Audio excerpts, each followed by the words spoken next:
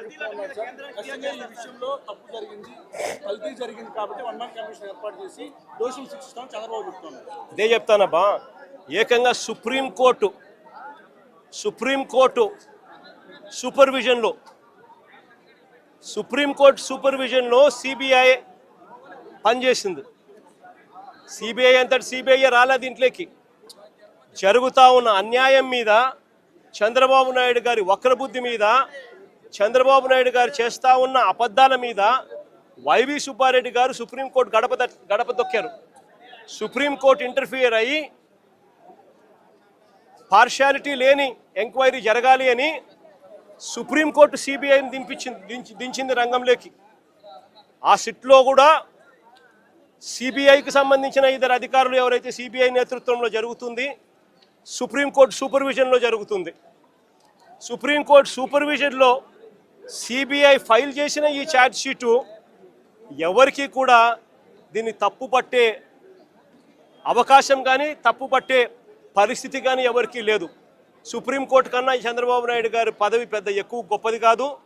Supreme court సూపర్విజన్లో చేసిన CBI charge sheet will prevail. ఈయన వేసుకుంటా ఉన్న వన్ మ్యాన్ కమిషను ఈయన స్వార్థం కోసం, ఈయన సాటిస్ఫాక్షన్ కోసం వాళ్ళు ఏ విధంగా కూడా నిజాలు చెప్పినా కూడా ఆ నిజాలు తప్పు అని చెప్పి ఏకంగా ఈయన వేసుకున్న మనిషితో దాని అబద్ధం, ఆయన చెప్పి అబద్ధాన్ని నిజమని చెప్పి చూపించే ప్రయత్నమే చేస్తాడు తప్ప దానికి ఎటువంటి శాంక్టిటీ ఉండదు, ఎటువంటి విలువ ఉండదు. చంద్రబాబు నాయుడు గారు ఎన్ని చేసే కొద్దీ ప్రజల్లోనూ ఇంకా చులకనవుతూ పోతాడు అన్నది చంద్రబాబు నాయుడు ఖచ్చితంగా గుర్తుపెట్టుకోవాలి. చంద్రబాబు నాయుడు గారిని అడుగుతా ఉన్నా, అయ్యా నీకు అనుకూలంగా నీ ప్రభుత్వంలో నువ్వు సేకరించిన శాంపుళ్ళు, నువ్వు ఎన్డీఏలో భాగంగా ఉన్న సిబిఐ వచ్చి ఎంక్వైరీ చేస్తూ ఉంటే ఆ రిపోర్టే నీకు అనుకూలంగా నీకు రానప్పుడు నువ్వు ఏ రకంగా నువ్వు చేసినది కరెక్ట్ అవుతుంది అని చెప్పి నేను చెప్తా ఉన్నా. ఆ రిపోర్టే నీకు అనుకూలంగా రాలేదు కాబట్టి నువ్వు చేస్తూ ఉన్నది ఏంది, మళ్ళీ నీకు అనుకూలంగా రిపోర్ట్ వచ్చేదాకా మళ్ళీ నువ్వు వక్ర భాష్యం చెబుతూ మళ్ళీ నీకు నచ్చిన వ్యక్తిని మళ్ళీ వేసుకొని దాంట్లో నుంచి మళ్ళీ ఎంక్వైరీ చేయాలని ప్రయత్నం చేస్తూ ఉన్నాం. నేను 2-3 క్వశ్చన్ సింపుల్గా అడుగుతా ఉన్నా. అయ్యా ఇదే సింఘాల్ అనే ఈఓ ఎవరు అని అడుగుతా ఉన్నా. ఇదే అనిల్ సింఘాల్ అనే ఈఓ చంద్రబాబు నాయుడు గారు ముఖ్యమంత్రిగా ఉన్నప్పుడే టీటీడీ ఈఓగా పనిచేశాడు, ఈఓగా ఉన్నాడు. మా ప్రభుత్వం అధికారంలోకి వచ్చిన తర్వాత మేము ఆయన కొనసాగించాం. మా ప్రభుత్వ హయాంలో మేము తప్పు చేసినాము అని చెప్పి చంద్రబాబు నాయుడు గారు అనుకునింటే అది వాస్తవం అని చెప్పి ఆయన నిజంగా కూడా చిత్తశుద్ధితో నమ్మి ఉంటే ఇదే అనిల్ సింఘాల్ను మళ్ళీ చంద్రబాబు నాయుడు గారు ముఖ్యమంత్రి అయిన తర్వాత మళ్ళీ ఈఓగా ఎందుకు తెచ్చినాడు అని అడుగుతా ఉన్నా. దాని అర్థం ఏమిటి? ఆయన చేసే ఆరోపణలలో చిత్తశుద్ధి లేదని చెప్పడానికి ఇది నిదర్శనం కాదని అడుగుతా ఉన్నా. ఇంకొకటి కూడా అడుగుతా ఉన్నా. శ్యామల్ రావు అనే వ్యక్తి ఈఓగా చంద్రబాబు నాయుడు గారు ఇమీడియట్లీ ముఖ్యమంత్రి అవుతానే టీటీడీ ప్రక్షాళన చేయాలని చెప్పి తీసుకొచ్చాను అని చెప్పి ఆయన చెప్పుకున్నాడు. మళ్ళీ అదే శ్యామల్ రావును చంద్రబాబు నాయుడు ఎందుకు తీసినాడు అని అడుగుతా ఉన్నా. టీటీడీ ప్రక్షాళన కాకమునిపే అయ్యిందా అని అడుగుతా ఉన్నా. మరి ఎందుకు చంద్రబాబు నాయుడు శ్యామల్ రావును తీసేసినాడు అని చెప్పి అడుగుతా ఉన్నా.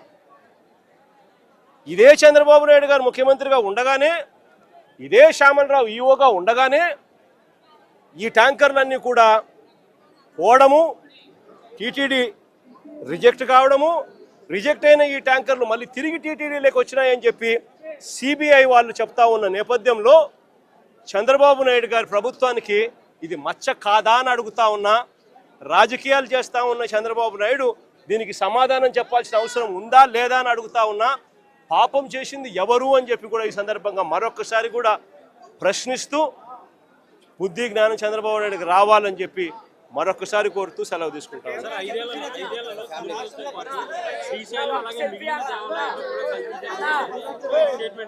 ఆశ్చర్యం ఏమిటో తెలుసా? చంద్రబాబు నాయుడు గారు జోగి రమేష్ మీద పెట్టిన కేసులన్నీ ఎన్నో తెలుసా? ఇప్పటి వరకు ఏకంగా 12 కేసులు పెట్టారు. కల్తీ లిక్కర్ ఫ్యాక్టరీని చంద్రబాబు నాయుడు గారు తమ్మలపల్లిలో ఆయన గెలిచిన ఆయన పార్టీ తరఫున కంటెస్ట్ చేసిన క్యాండిడేట్ ఎవడైతే పోటీ చేశాడో ఆ క్యాండిడేట్ కల్తీ లిక్కర్ ఫ్యాక్టరీ పెడితే అది ఎక్సైజ్ డిపార్ట్మెంట్కు ఆయనకు మధ్య లావాదేవీలు కుదరక బయటపడితే ఆ కల్తీ ఫ్యాక్టరీ కేసులో ఆ జయచంద్రారెడ్డిని బుక్ చేసి చంద్రబాబు నాయుడు గారు లెంపలేసుకోవాల్సింది పోయి అది జరగగా జోగి రమేష్ను ఆ కేసులో కూడా తీసుకొచ్చాడు.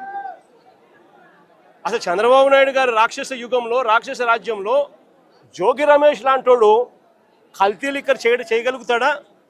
దాన్ని మళ్ళా డిస్ట్రిబ్యూషన్ చేసేది ఎక్కడ?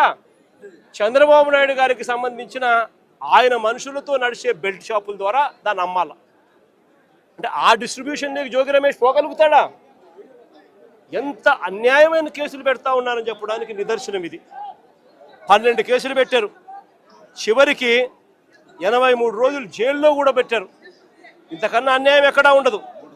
చివరికి జోగి రమేష్ కొడుకు చిన్న పిల్లోడని కూడా చూడకుండా ఈ పిల్లోడు యాక్టివ్గా వాళ్ళ నాయన జైల్లో ఉన్నప్పుడు ఈ పిల్లోడు యాక్టివ్ అవుతున్నాడు అని చెప్పి ఈ పిల్లోడి మీద 7 కేసులు పెట్టారు. జోగి రమేష్ భార్య మీద ఒక కేసు పెట్టారు. వీళ్ళే పోలీసులే దౌర్జన్యం చేసి వీళ్ళే ఆమె పోలీసుల మీద దౌర్జన్యం చేసింది అని చెప్పి ఆమె మీద కూడా కేసు పెట్టారు. నేను అడుగుతా ఉన్నా, ఇదే చంద్రబాబు నాయుడు గారు బీసీలంటే ఆయనకు ఎంత చులకన అని చెప్పడానికి ఈ ఒక్క ఎగ్జాంపుల్ చాలు.